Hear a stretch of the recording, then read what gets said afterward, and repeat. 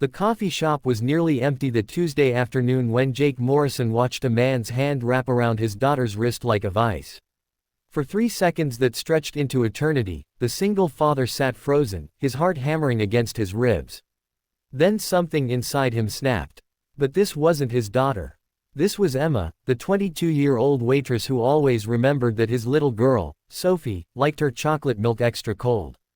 This was the young woman who'd slipped them free cookies last month when Jake's card declined, whispering that it was yesterday's batch, even though he'd watched her box them fresh that morning. And right now, some suit-wearing customer had her trapped against the counter, his fingers digging into her skin as she tried to pull away. Jake was on his feet before his brain caught up with his body. "Let her go." His voice came out low and dangerous, nothing like the gentle tone he used when reading bedtime stories to Sophie. The words cut through the cafe's gentle jazz music like a knife through silk. The man, mid-40s, expensive watch, the kind of guy who thought his wallet made him invincible, barely glanced over. "Mind your business, buddy. The lady and I are just having a conversation." Emma's face had gone pale, her free hand clutching a coffee pot so tightly her knuckles were white. "Sir, I've told you 3 times. I can't give you my number. Please let go." "She asked you to let go." Jake moved closer, his carpenter's hands clenched at his sides.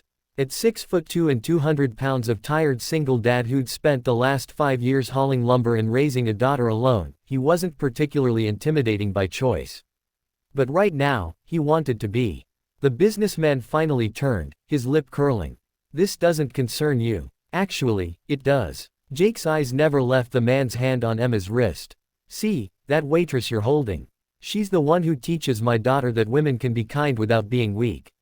She's the one who makes Sophie laugh when we come in here on the worst days, when my kid's missing her mom and I don't know the right words to say.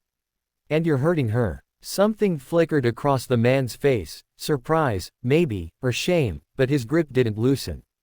"I'm a regular here. I spend a lot of money in this place." "Cool. I buy 2 coffees and split a muffin with a 5-year-old. But money doesn't buy you the right to touch someone who said no." Jake took another step forward. His voice dropped lower. "I'm going to ask you one more time. Let her go." The cafe had gone silent. The barista had stopped mid-pour. An elderly couple in the corner booth sat frozen, the woman's hand pressed to her chest. Even the espresso machine seemed to hold its breath. The businessman looked around, finally registering the audience his ego had earned him. His face flushed red, but pride kept his fingers locked around Emma's wrist. "You threatening me?" "No." Jake's jaw tightened. "I'm promising you. You've got 3 seconds to make the right choice here." "Jake, it's okay," Emma started, her voice shaking.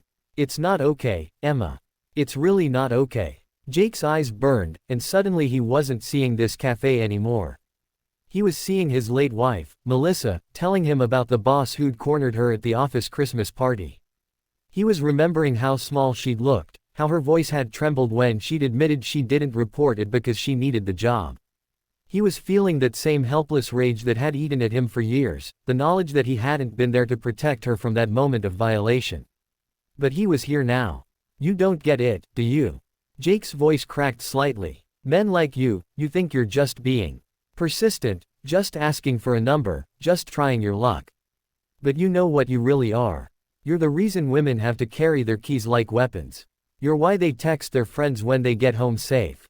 You're why my 5-year-old daughter will someday learn to smile politely at men who make her uncomfortable because society taught her that's safer than saying no." The businessman's hand loosened, just a fraction. "I'm teaching my daughter that she doesn't owe anyone her kindness, her time, or her body. That no means no the first time, not the 5th time. That her value isn't in making men comfortable." Jake's voice grew stronger. "And I'll be damned if I sit here and watch you teach her the opposite lesson." Emma yanked her arm free. She stumbled backward, and Jake instinctively stepped between her and the businessman, his broad shoulders forming a wall. For a moment, the man looked like he might escalate. His fists clenched, his face contorted with wounded pride. Then he looked at Jake, really looked at him, and saw something that made him step back. Not fear, exactly, but recognition. The understanding that this tired-looking single dad wasn't looking for a fight. He was simply done watching women suffer in silence. Whatever, the businessman muttered, grabbing his briefcase. Crazy people in this city. He stormed toward the door, nearly knocking over a chair in his haste. The bell above the door chimed as he left, and the cafe exhaled collectively. Jake turned to Emma, his anger evaporating into concern. You okay? Did he hurt you? Emma's eyes were bright with unshed tears, but she nodded. I'm fine. Thank you. I froze. I didn't know what to do. That's not your fault. None of this is your fault. Jake's voice was gentle again, the dangerous edge gone. You said no. That should have been enough. The elderly woman from the corner booth approached, her hand reaching for Emma's shoulder. Sweetheart, I should have said something sooner. I'm sorry. We all should have, the barista called out, his face flushed with shame. Emma, I'm so sorry.